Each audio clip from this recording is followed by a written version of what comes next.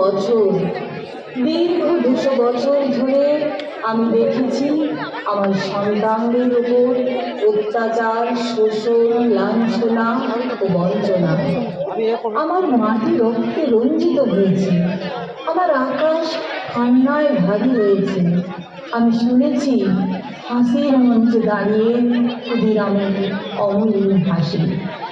অনুভব করেছি প্রফুল্ল চাকির আত্মবলিদান, বাঘা যতীনের দুর্জয় সাহস, মাতঙ্গিনী হাসির অদম্য অগ্রযাত্রা। আমি দেখেছি কত অজানা অচেনা সন্তান নিজের জীবন উৎসর্গ করেছে শুধু আমার স্বাধীনতার জন্য। তাদের রক্ত, তাদের ত্যাগ, তাদের অশ্রু আর তাদের স্বপ্নের বিনিময়ে আজ আমি মুক্ত। আজ আমার শৃঙ্খল ভেঙে গেছে, আজ আমি স্বাধীন। কিন্তু স্বাধীনতার ইতিহাস কেবলমাত্র কয়েকটি নামের ইতিহাস নয়। এই ইতিহাস অসংখ্য পরিচিত ও অপরিচিত বীর সন্তানের আত্মত্যাগের ইতিহাস। আজ স্বাধীনতার এই পবিত্র প্রভাতে আমার মনে পড়ছে আমার সেই অমর বীর সন্তানদের।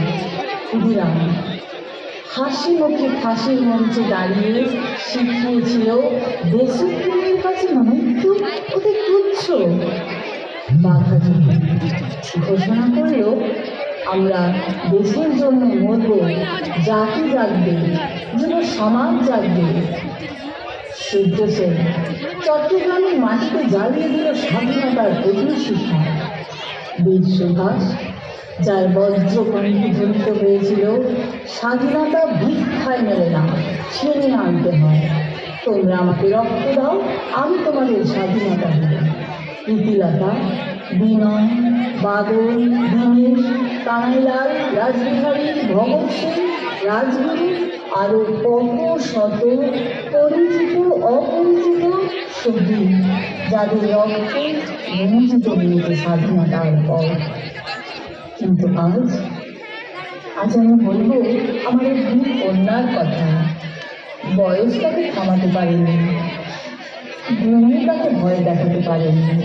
হাতে জাতীয় পতাকা নিয়ে শেষ নিঃশ্বাস পর্যন্ত এগিয়েছিল মাতঙ্গিনী হাজরা, আমার অমর কন্যা মাতঙ্গিনী হাজরা।